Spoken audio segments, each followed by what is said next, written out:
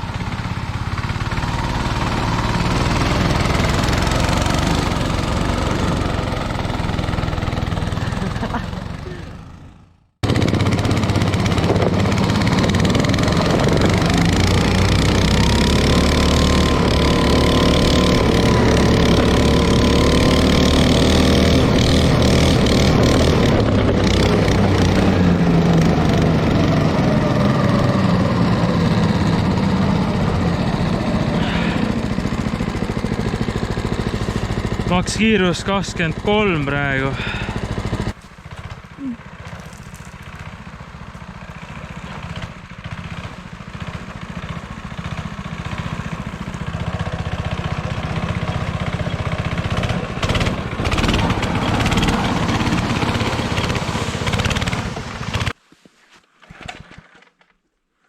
Ja arvad, et just jaotab raskust.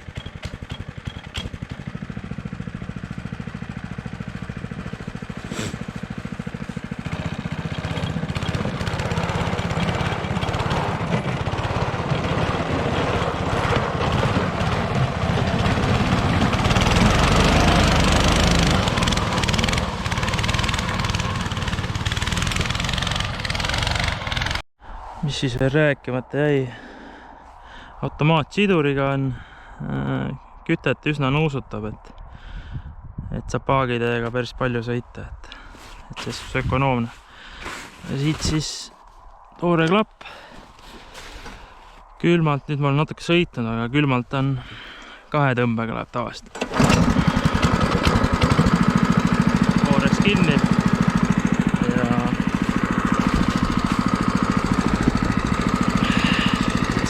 Annad gaasi ja lased lahti, jääb seisma ja kogu muusika.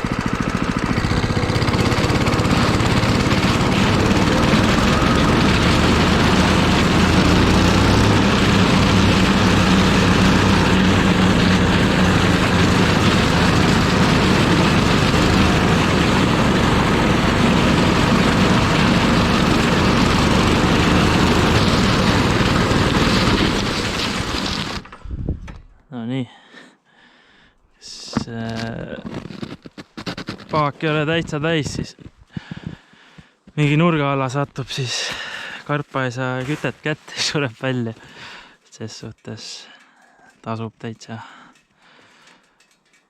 paak ikka täis panna, kui on maastiku peale minna. Jää peal ei ole mingit probleemi.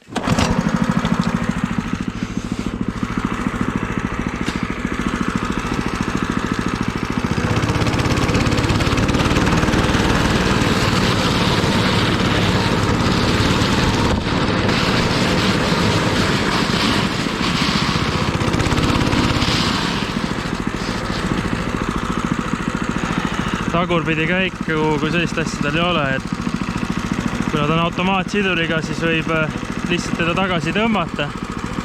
Aga lume peal on see raske. Põhimõtteliselt tuled maha ja siis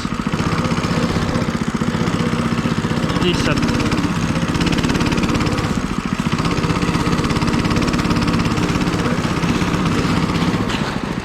keerad sipsi ümber ja kogu muusika. Ja siin on surretusnupp siis. Ja nii lihtne ongi.